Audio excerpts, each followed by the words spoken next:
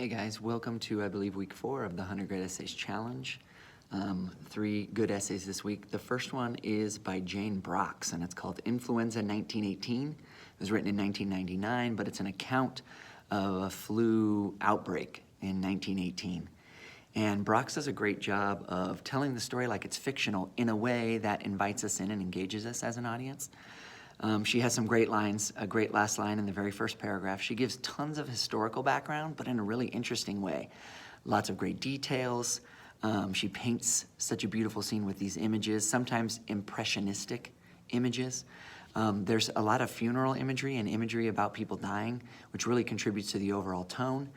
And then on page 86, right by where it says the page, it talks about someone's life being so short that it is remembered by the one fact of his death, which is really well phrased and really sad.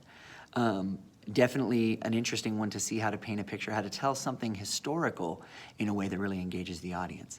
The next one is really provocative, written in 1982. It's called The Wound in the Face, written by Angela Carter, and very thoughtful, very blunt. It has an indicting tone. She talks about lipstick and makeup, mostly lipstick, and what it symbolically kind of says about the weight of women trying to be beautiful because society says they should be.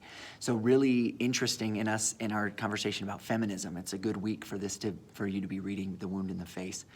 She talks about a look of luminous vacancy on some women's faces. She has some great lines, one line including where she says symbolic castration, watch for that. All of the questions that come after the essay encourage you to be thoughtful and encourage you to be provoked. But question number 2 is particularly relevant.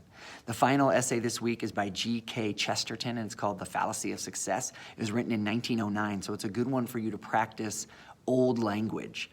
He uses some sarcasm. He has some funny lines in the middle of 97. And it really encourages you to pay attention, to focus, to be able to get the meaning.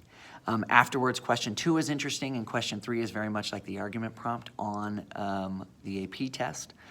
For me this week, the first 2 written by Jane Brox and Angela Carter are a lot more interesting. The third one, though, allows you to practice on something that's hard to read and something that could show up, a style of something that could show up on the AP test. So if you have any questions, you have things you want to talk about, please let me know. I'm really excited for you to read Influenza 1918 and The Wound in the Face. All right, have a good week.